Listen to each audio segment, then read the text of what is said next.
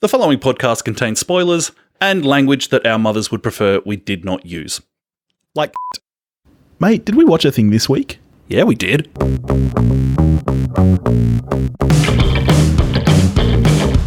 Snooch to the nooch, people. Welcome to We Watched a Thing. It's Billy and Toph. How you doing? It's my hetero life, mate. Yes, we have been described as such. How you doing? I'm happy to be here with you. Oh, mate. How are you going? I'm doing great. What are we talking about this week? We're getting to this is fun because we're getting to a film from a filmmaker who is at least part way responsible for our relationship.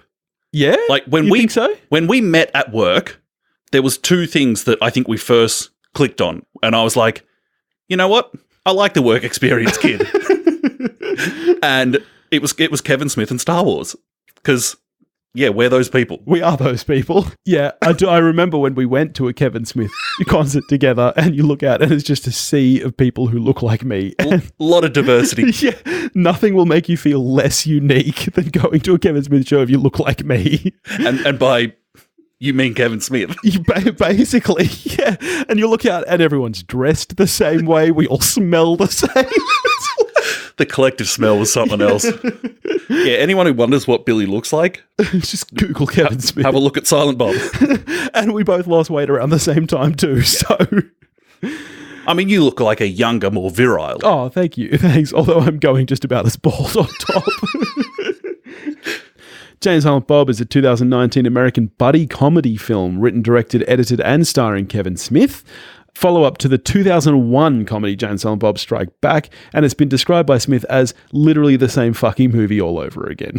It stars Jason Mewes, Kevin Smith, and just about everybody else in Hollywood.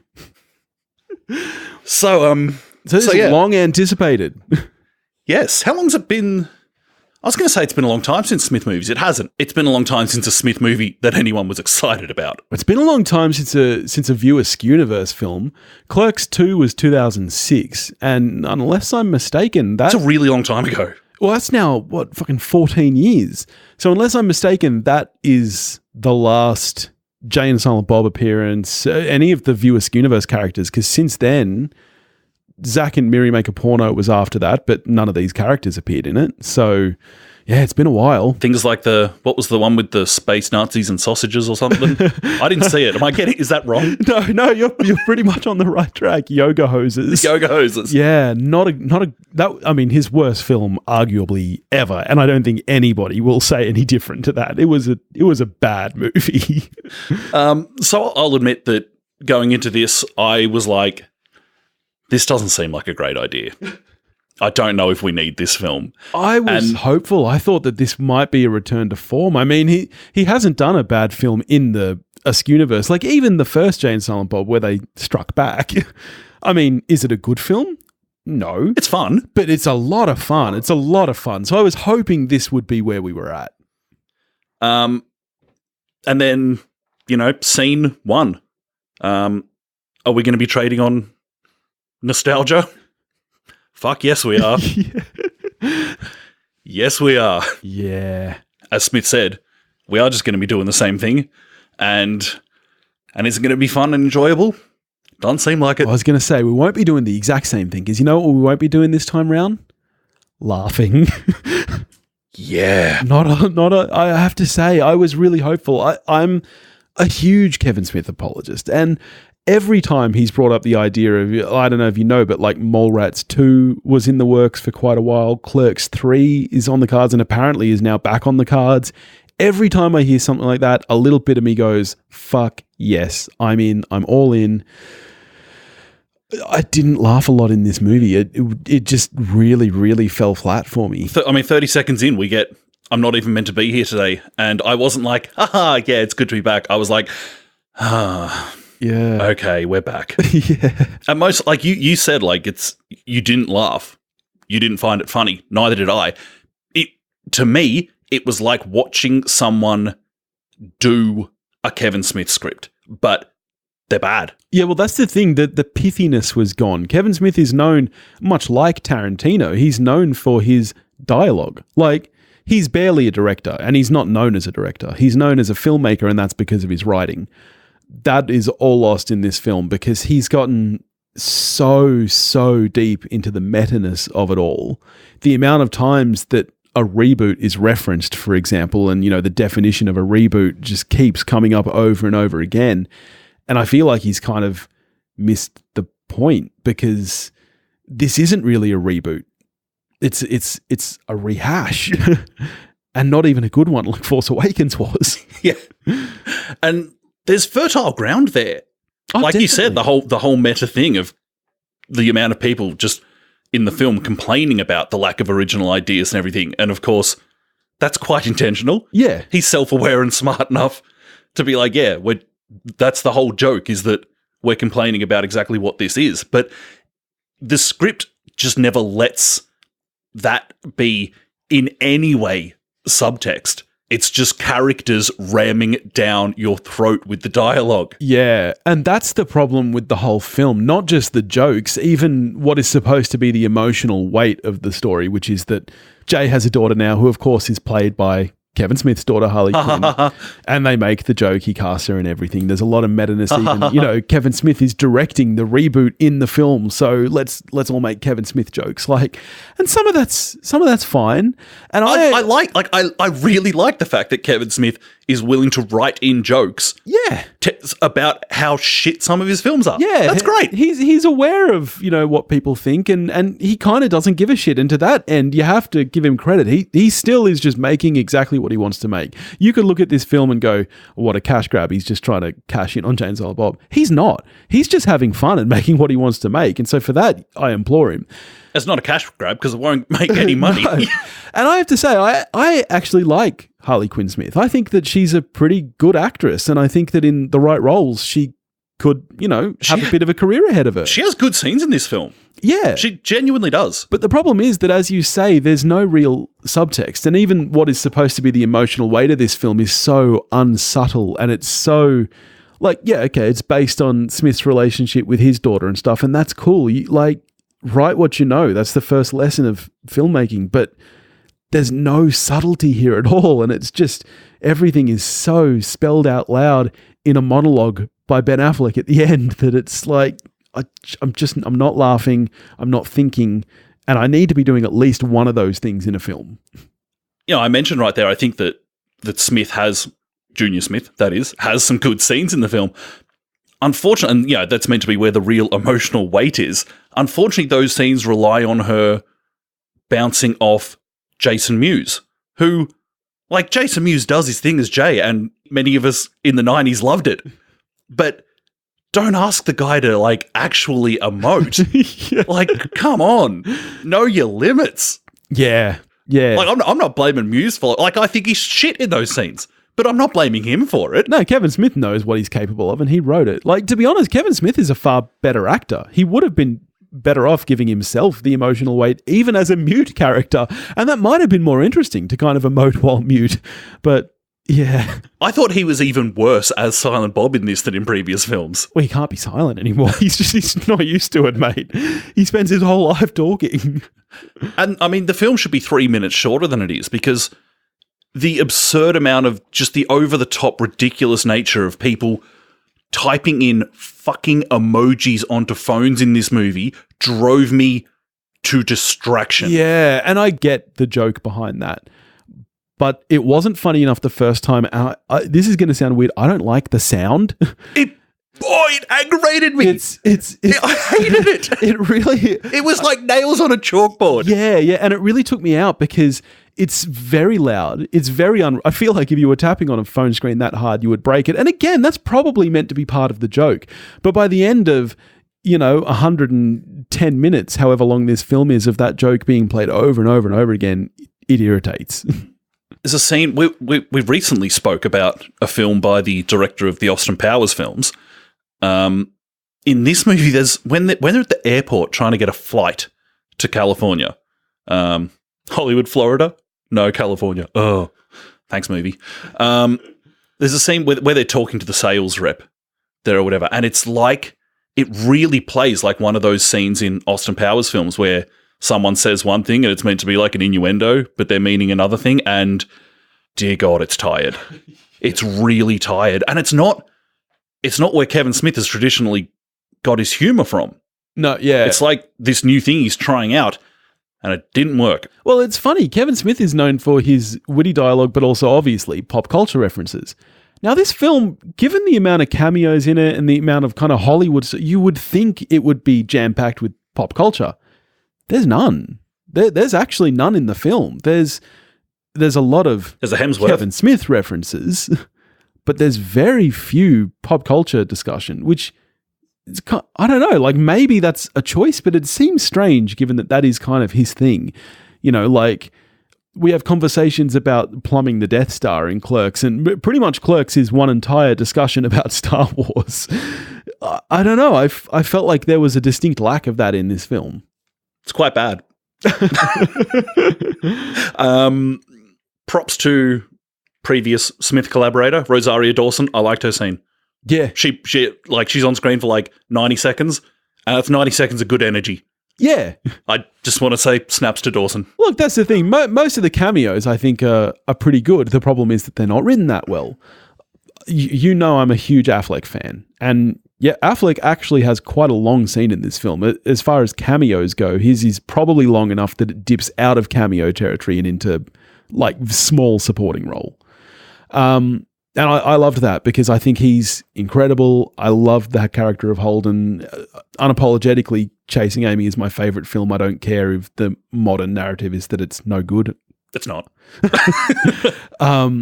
But so I was happy with him. The problem is that, yeah, his scene isn't written that well. There is a moment in that scene that I liked. The Martha moment. Yeah. I actually kind of went, huh. Which is like the best response I got from any part of this movie. Quick question. Yep. When they're rescuing the teen posse from the Klan, how did Silent Bob get back in the van? Yeah, I don't know.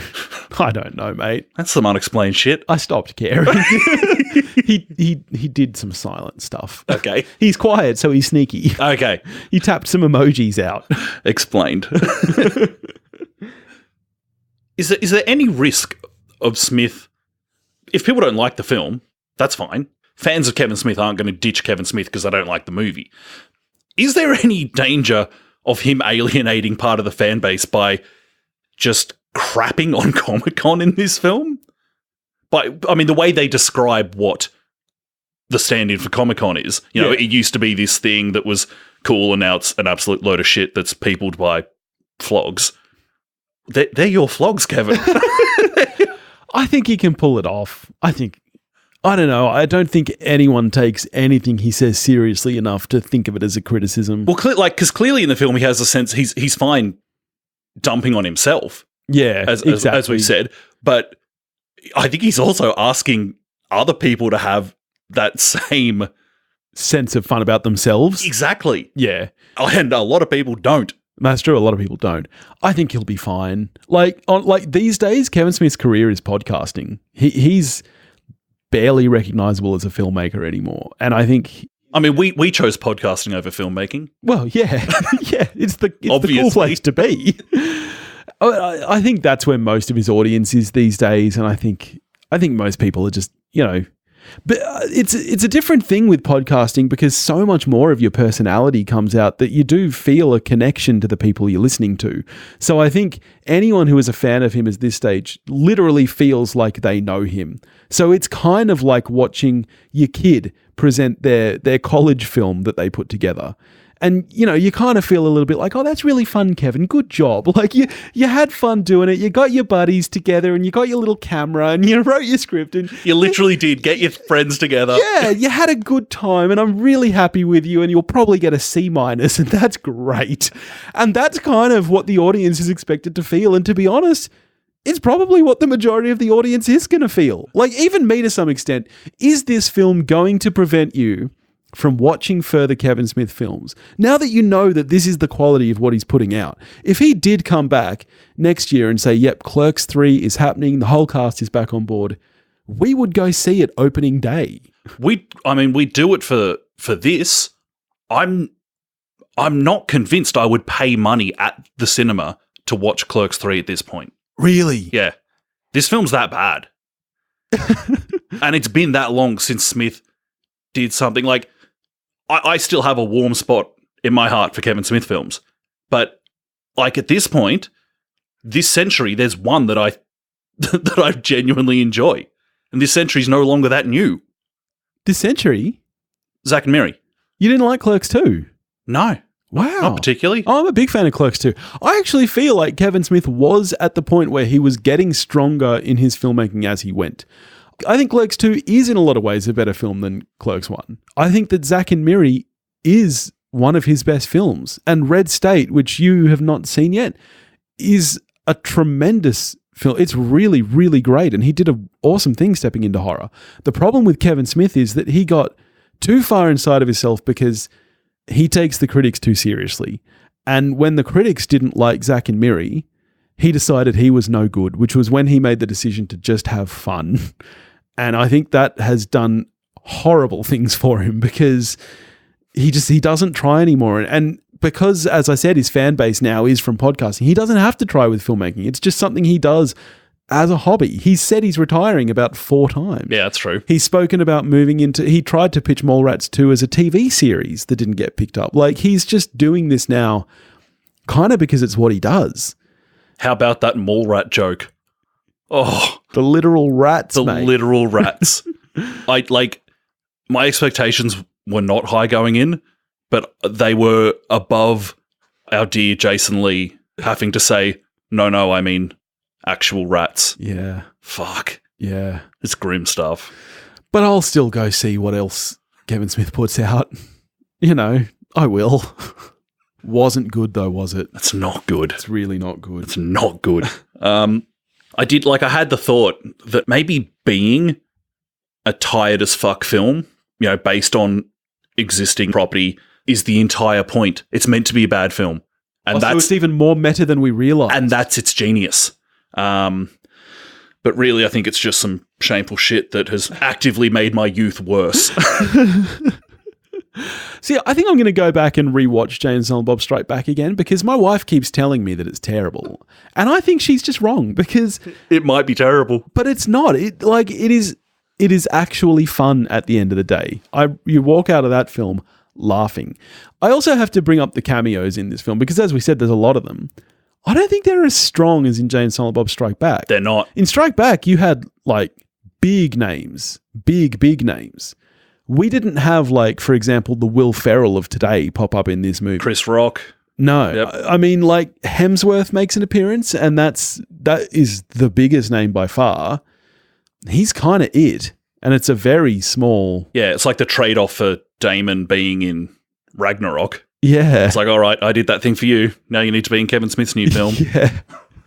Yeah, so the cameos aren't as strong, which automatically makes it a little bit less fun because there's a lot less of that, oh, wow, this person's in it. It's kind of, they're mostly from previous Kevin Smith films, and it's people like Justin Long, Craig Robertson. They're fun people, but their careers aren't, peak. Interested to know how this kind of lands for you. I now cringe when a character's like Snoochie Boochies. Really, I'm just I kind of recoil from it. I'm like, it had its day. You need to leave it. Yeah. I don't mind when Jay says it. I don't like that in this film. It's kind of having its cake and eating its too. It's shitting on Jay and Silent Bob and how awful the first movie was, blah, blah, blah. And yet there's a Comic-Con type event dedicated to Jay and Silent Bob where everyone is throwing out their catchphrases and stuff. It's kind of... Its premise is so unbelievable, even for a Jay and Silent Bob film, that it doesn't feel right.